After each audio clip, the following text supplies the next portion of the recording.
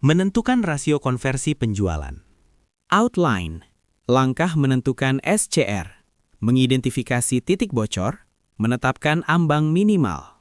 Tujuan, menentukan rasio konversi penjualan, mengidentifikasi titik bocor, menentukan perbaikan terkait hasil proses penjualan, menentukan ambang minimal. Rasio konversi penjualan, sales conversion rate, harus berbasis data aktual bila ada atau benchmark realistis bila data belum lengkap. Rasio ini krusial karena langsung menentukan target aktivitas, kapasitas closing, dan target omset. Langkah menentukan SCR. Tetapkan tahapan funnel penjualan. Kumpulkan data aktual jika ada. Hitung rasio aktual. Gunakan benchmark jika data belum ada. Uji rasio dengan target omset. Tetapkan rasio resmi atau baseline. Bedakan rasio target versus rasio aktual. Identifikasi titik bocor atau leakage. Tetapkan ambang minimal atau control limit. Review dan update berkala. Tetapkan tahapan funnel penjualan. Jangan langsung bicara closing. Tetapkan tahapan yang bisa diukur. Funnel standar jasa pelatihan B2B. Prospek, kontak atau call, meeting, proposal, closing atau deal, peserta hadir atau delivery. Kumpulkan data aktual jika ada. Idealnya gunakan data 2-3 bulan terakhir. Data yang dikumpulkan, jumlah call atau follow up, jumlah meeting, jumlah proposal, jumlah deal closing, jumlah peserta realisasi. Rumus dasar rasio konversi. Rasio dalam persen sama dengan jumlah tahap berikut dibagi tahap sebelumnya dikali 100%. Hitung rasio aktual. Misalnya dalam 1 bulan per sales, 120 call, 40 meeting, 20 proposal, 5 closing. Maka, call ke meeting sama dengan 40 dibagi 120 sama dengan 33%. Meeting ke proposal sama dengan 20 dibagi 40 sama dengan 50%. Proposal ke closing sama dengan 5 dibagi 20 sama dengan 25%. Ini rasio sehat untuk jasa pelatihan B2B. Gunakan benchmark jika data belum ada. Jika belum punya data historis, gunakan benchmark konservatif berikut. Benchmark jasa pelatihan B2B Indonesia. Rekomendasi aman untuk perencanaan. 30% dikali 50% dikali 25%. Uji rasio dengan target omset. Pastikan rasio tersebut cukup untuk mencapai target. Contoh target per sales. Target closing 5 deal per bulan. Maka kebutuhan, proposal sama dengan 5 dibagi 25% sama dengan 20. Meeting sama dengan 20 dibagi 50% sama dengan 40. Call sama dengan 40 dibagi 30% sama dengan 134. Cocok dengan kapasitas harian, 6 call per hari. Tetapkan rasio resmi atau baseline. Setelah validasi, tetapkan sebagai rasio resmi internal. Baseline yang disarankan. Call ke meeting 30%, meeting ke proposal 50%, proposal ke closing 25%. Rasio ini menjadi dasar. KPI sales, evaluasi performa, perbaikan proses. Langkah menetapkan baseline. Tentukan tujuan rasio baseline, ini wajib. Tetapkan struktur funnel resmi perusahaan. Gunakan sumber rasio yang sah. Tetapkan angka rasio awal atau baseline 1.0. Lakukan uji logika atau reality check. Legalkan rasio dalam dokumen resmi. Tetapkan masa berlaku, ini kunci. Bedakan rasio baseline versus rasio aktual. Tetapkan batas minimum dan target ideal. Naikkan versi, bukan sekedar angka. Tentukan tujuan rasio baseline yang wajib. Sebelum menetapkan angka, tentukan fungsi rasio. Rasio baseline digunakan untuk perencanaan target omset, penentuan target aktivitas sales, KPI dan evaluasi kinerja, dasar perhitungan kapasitas tim. Jika tujuan ini tidak jelas, rasio akan sering diperdebatkan. Tetapkan struktur funnel resmi perusahaan. Rasio tidak boleh berdiri sendiri, harus melekat pada funnel yang disepakati. Funnel resmi, contoh jasa pelatihan, prospek, call atau follow up, meeting, proposal, closing atau deal, peserta hadir atau delivery. Jangan lompat tahap, rasio hanya sah antar tahap berurutan. Gunakan sumber rasio yang sah. Karena belum ada data aktual, sumber rasio harus jelas dan bisa dipertanggungjawabkan. Urutan prioritas. Data internal bila ada, benchmark industri relevan, asumsi konservatif manajemen. Untuk perusahaan baru, benchmark plus konservatif. Tetapkan angka rasio awal atau baseline 1.0. Gunakan angka tengah bawah benchmark, bukan angka optimis. Contoh rasio baseline resmi, jasa pelatihan B2B. 30% dikali 50% dikali 25%. Lakukan uji logika atau reality check. Rasio harus masuk akal secara operasional. Contoh uji. Target closing 5 deal per bulan. Proposal dibutuhkan sama dengan 5 dibagi 25% sama dengan 20. Meeting sama dengan 20 dibagi 50% sama dengan 40. Call sama dengan 40 dibagi 30% sama dengan 134. Cocok dengan kapasitas harian, 6 call per hari. Lalu cek, apakah 134 call per bulan realistis? Apakah sesuai jam kerja efektif sales? Jika tidak realistis, rasio harus dikoreksi. Legalkan rasio dalam dokumen resmi. Agar tidak berubah-ubah, rasio harus diformalisasi. Minimal dituangkan dalam SOP sales, KPI sales, sales playbook, dan dokumen perencanaan target. Contoh redaksi resmi. Perusahaan menetapkan rasio konversi penjualan baseline sebagai acuan perencanaan dan evaluasi kinerja yang akan dievaluasi setiap 3 bulan. Tetapkan masa berlaku, ini kunci. Rasio tidak boleh diubah setiap bulan. Aturan sehat, berlaku minimal 3 bulan, evaluasi kuartalan, revisi hanya jika data aktual sudah cukup, produk atau harga berubah, segmentasi berubah. Bedakan rasio baseline versus rasio aktual. Ini sering salah kaprah.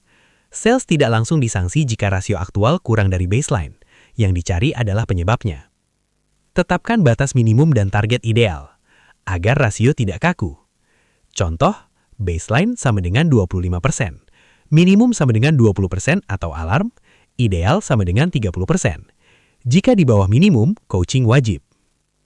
Naikkan versi bukan sekedar angka. Setiap perubahan rasio harus naik versi.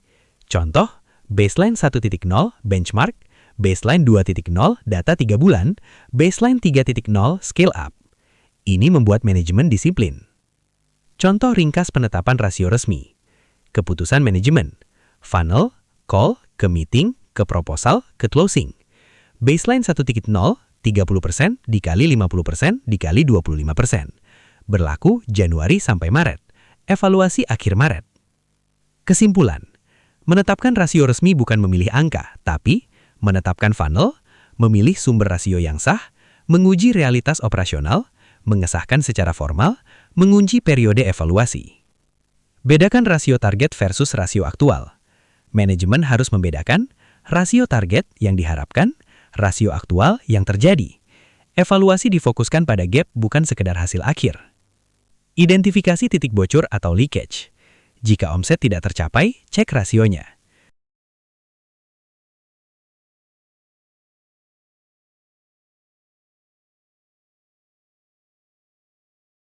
Cara menemukan leakage. Tentukan baseline, hitung rasio aktual, bandingkan dan cari gap, hitung dampak omset, tentukan penyebab, ambil aksi spesifik, pantau hasil.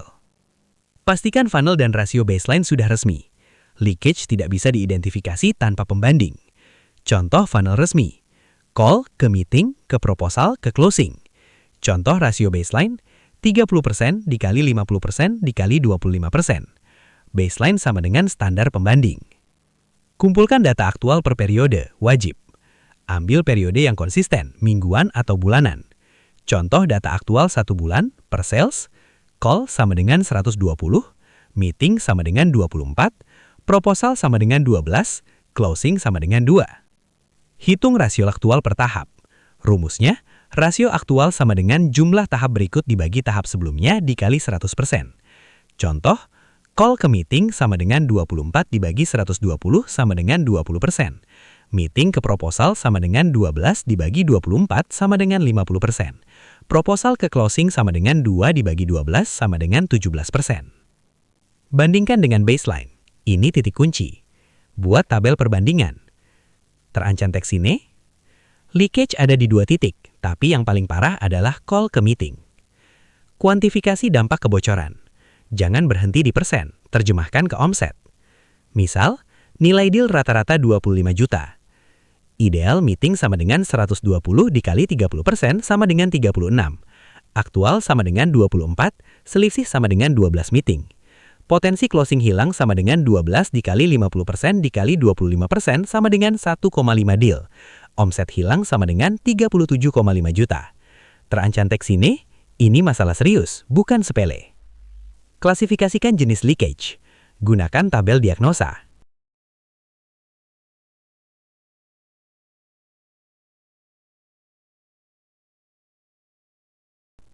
Lakukan analisis kualitatif wajib 1 jam. Angka menunjukkan di mana bocor, bukan kenapa bocor. Langkah praktis, review 5-10 kasus gagal. Tanyakan, apakah PIC tepat? Apakah kebutuhan jelas? Apakah follow-up tepat waktu? Apakah proposal sesuai?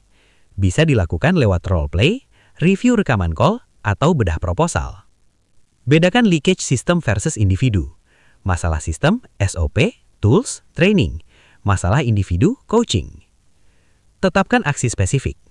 Contoh, jika bocor di call ke meeting, revisi script opening, persempit segmen prospek, batasi call non-potensial. Jika bocor di proposal ke closing, template proposal value-based, SLA follow-up maksimal 3 hari, objection handling wajib. Pantau perbaikan, closing the leak. Leakage harus ditutup, bukan dicatat. Bandingkan rasio minggu ke minggu. Jangan ubah baseline sebelum 1 siklus penuh. Jika membaik, kunci proses baru. Tetapkan ambang minimal atau kontrol limit. Jika di bawah minimal, wajib coaching. Menetapkan ambang batas, limit, atau kontrol limit. Tujuannya bukan menghukum, tetapi memberi sinyal dini kapan proses penjualan mulai tidak sehat dan perlu intervensi. Limit yang baik harus objektif, terukur, dan bisa ditindaklanjuti. Langkah menentukan kontrol limit. Tentukan fungsi ambang batas. Tetapkan baseline resmi sebagai acuan. Tentukan toleransi deviasi yang wajar. Hitung ambang batas minimum atau lower control limit. Tetapkan zona kendali, control zones. Tetapkan aturan waktu, duration rule.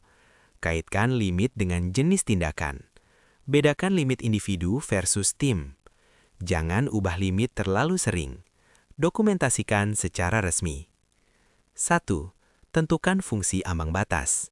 Sebelum menentukan angka, sepakati dulu untuk apa limit digunakan. Limit dipakai untuk early warning atau alarm dini, trigger coaching atau perbaikan proses, kendali kualitas funnel, proteksi target dan omset. Ingat, limit bukan target dan bukan KPI utama. 2. Tetapkan baseline resmi sebagai acuan. Limit selalu diturunkan dari baseline, bukan sebaliknya. Contoh baseline resmi, call to meeting sama dengan 30%, meeting to proposal sama dengan 50%, proposal to closing sama dengan 25%. 3.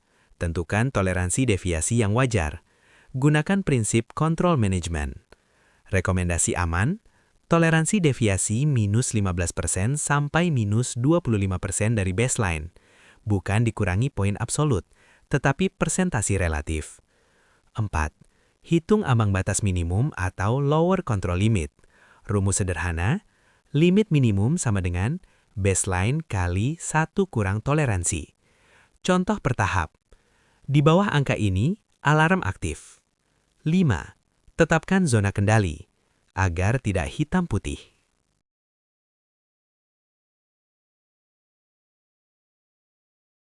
6. Tetapkan aturan waktu. Jangan bereaksi hanya karena 1 minggu buruk. Aturan sehat, zona merah 2 periode berturut-turut, wajib action. Zona kuning 3 periode, review ringan. Periode bisa mingguan, aktivitas, bulanan, closing. 7. Kaitkan limit dengan jenis tindakan. Limit harus memicu aksi spesifik, bukan diskusi panjang. Contoh, call to meeting kurang dari 24%, review script dan target prospek. Proposal to closing kurang dari 20%, bedah proposal dan objection. 8. Bedakan limit individu versus tim. Ini penting agar adil. 9. Jangan ubah limit terlalu sering. Limit harus stabil agar jadi alat kendali. Rekomendasi, berlaku minimal 1 kuartal. Dievaluasi setelah baseline direvisi. 10. Dokumentasikan secara resmi. Limit yang tidak tertulis akan diperdebatkan. Masukkan ke SOP Sales, KPI manual, Sales Playbook.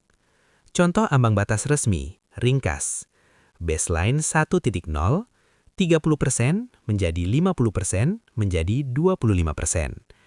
Limit minimum, 24% menjadi 40% menjadi 20%. Aturan tindakan, kurang dari limit 2 periode, coaching wajib. Kesimpulan, ambang batas yang benar, turunan dari baseline, ada toleransi logis, memicu tindakan jelas, stabil dan terdokumentasi. Dengan limit yang jelas, masalah terdeteksi dini, sales tidak dihukum tiba-tiba, manajemen fokus memperbaiki proses. 10. Review dan update berkala. Review bulanan per sales, review kuartalan tim, update rasio jika produk atau harga berubah. Kesimpulan akhir, rasio konversi penjualan yang baik dibangun dari data atau benchmark realistis, konsisten dengan kapasitas aktivitas, digunakan untuk mengendalikan proses, bukan menyalahkan sales. Untuk kondisi kasus ini, rasio yang paling tepat dan aman, 30% menjadi 50% menjadi 25%.